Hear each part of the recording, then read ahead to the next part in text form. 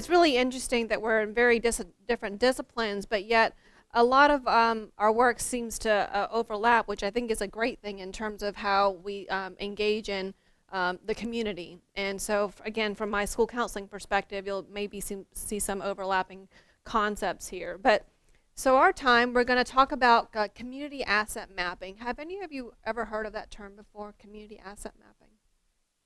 Okay.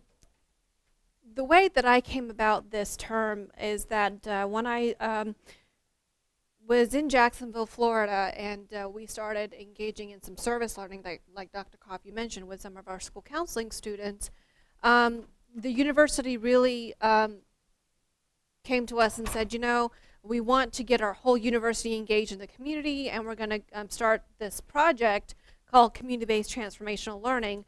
But in order for us to do that, we have to get to know our community.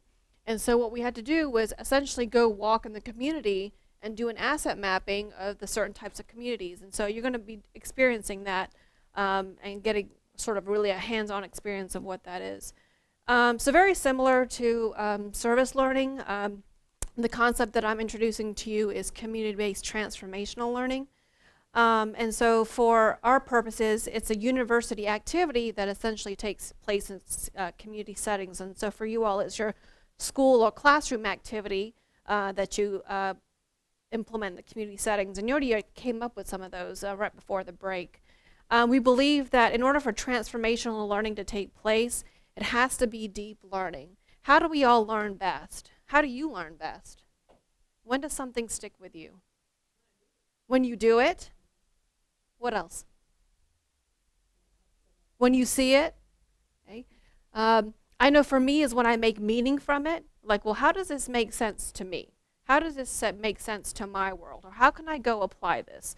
So we consider that to be a high impact education, that when we can train our students to have meaningful deep learning, they experience it, and sort of therefore their education has a higher impact. And so that can certainly be true for your students as well.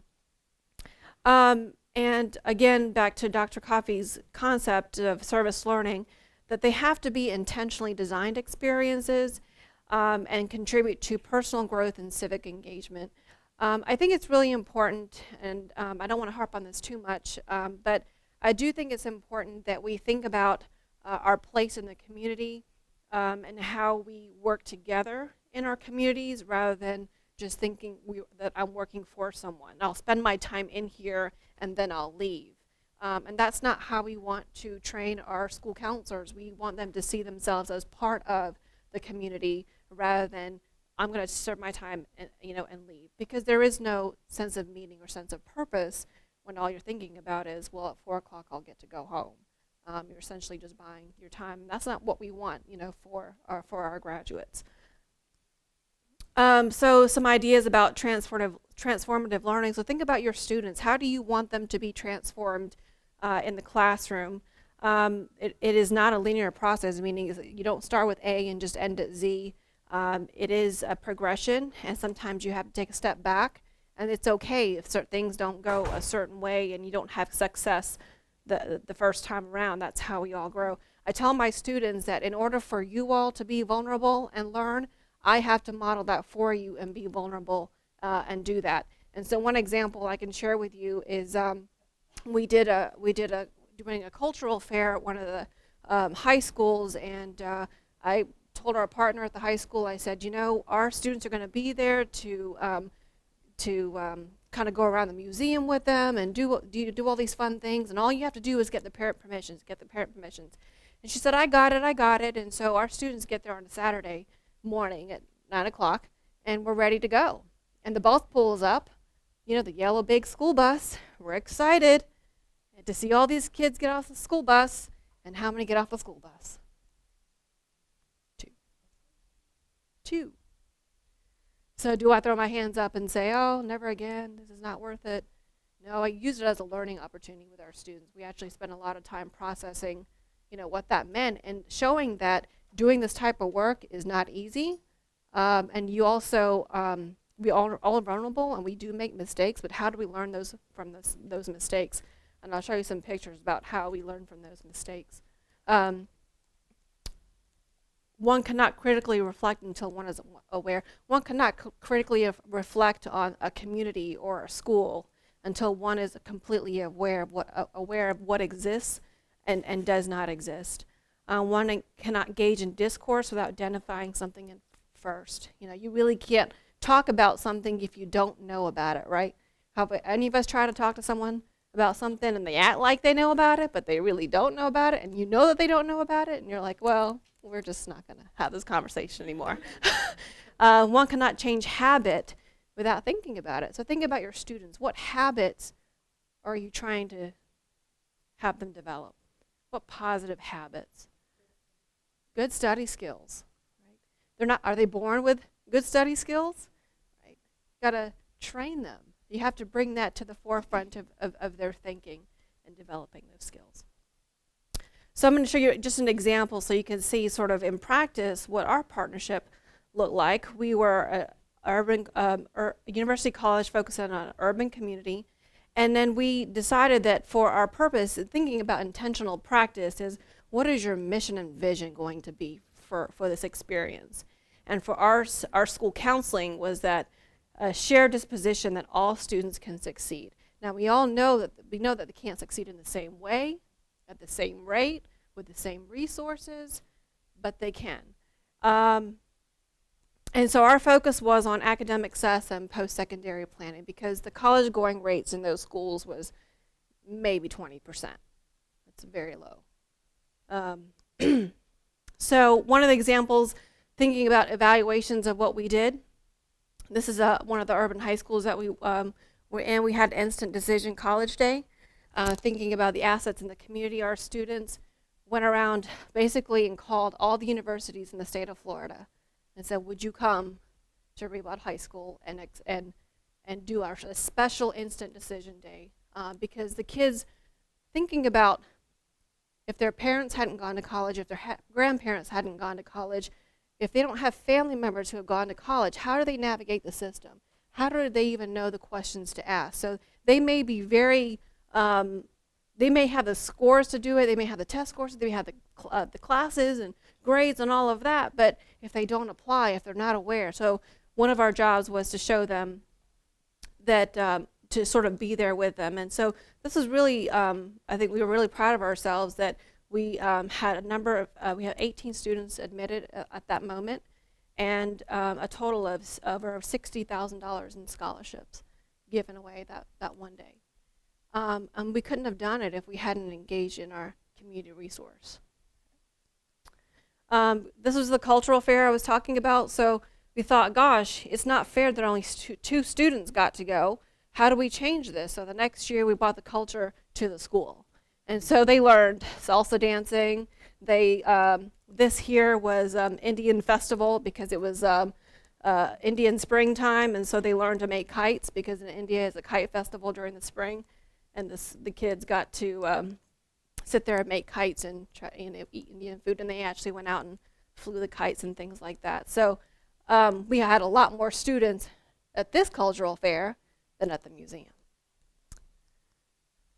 So let's look at community asset mapping. I'm going fast because I want you to do some practice and hopefully get out into the community literally. Okay, so what is asset mapping? It's a process where participants make a map or inventory of the resources, skills, and talents of individuals, associations, and organizations. So you have the sheet right here. And on the back of it, it shows you some things that might represent a community asset. And so there are in these specific categories, the difference between doing a needs assessment and an asset-based assessment, which is what this is. Needs assessments are really focusing on deficiencies and what to fix, rather than asset-based are mobilizing what's already present and using that. So you see the very, very different perspectives. And asset-based is very strengths-based, looking at the strengths in any community, which is exactly what we did when we started doing that walk in the community. It was interesting, the things that we had never would have found out had we not walked in this urban community. So one of the things that we found out on our tour, I mean, very urban neighborhood and a lot of poverty, but they had so many small community organizations and nonprofits and pockets that people weren't utilizing. They had parent resource centers and things like that. And one of the things that we learned about was this huge focus on health. And so we're there as educators, and there's this huge focus on health. And what they were saying was, as a result of sort of the community and the leaders of those neighborhoods coming together and doing real research about their community and talking to the families, they went door to door and talked to the families, was that a lot of the kids were missing school and they were sick and they were having to go to the doctor all the time. And what they found out was that there was asbestos in the really old homes, and they were getting asthma at really high rates. And the community, they just said, you know, we would have known this had we not gone door to door looking at and talking to these families. Because on the school side, it was they're just missing class. They're just not coming to school. But they're really sick, and if they don't have insurance and mom can't take off from work, how do you go get services? So it is mobilizing what's available in the community to provide those resources. And so what they did was it was sort of a comprehensive full service school planning. What they did was they connected the health center with the schools, and so that mom could take the child here and get the services, and they actually tore down those homes, and the city came together to get some money to rebuild or tear down some of those walls and repaint those things. But something as simple as, and not so simple, but asbestos. You know, the things that we take for granted of not having to live in. So what is a community asset? So there are broad categories and ranges to look at, but it really is just getting a sense and perspective of. There's really, you don't have to do a real investigation when you're starting out doing sort of this mapping. So it could be anything from individual skills and talents, personal income, gifts of label people, cultural assets, to looking at broader institutions and organizations. Okay, so these are some of the benefits. So if you're just looking at a needs assessment, so you've done needs assessments, and you have needs assessments at schools, right? What information are you trying to get from a needs assessment?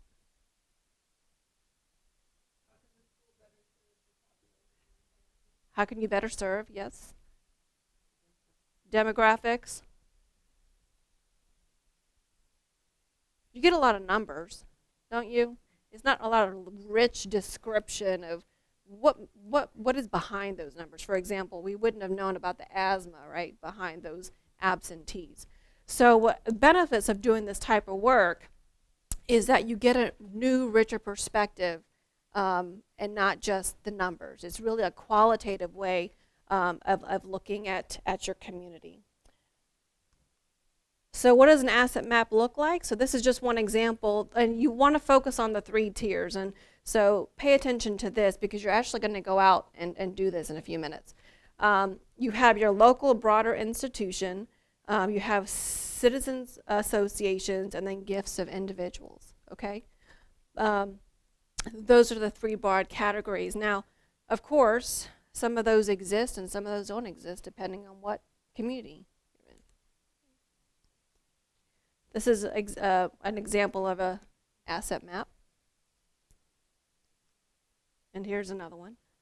Sheep field, orphanage, man with no voice.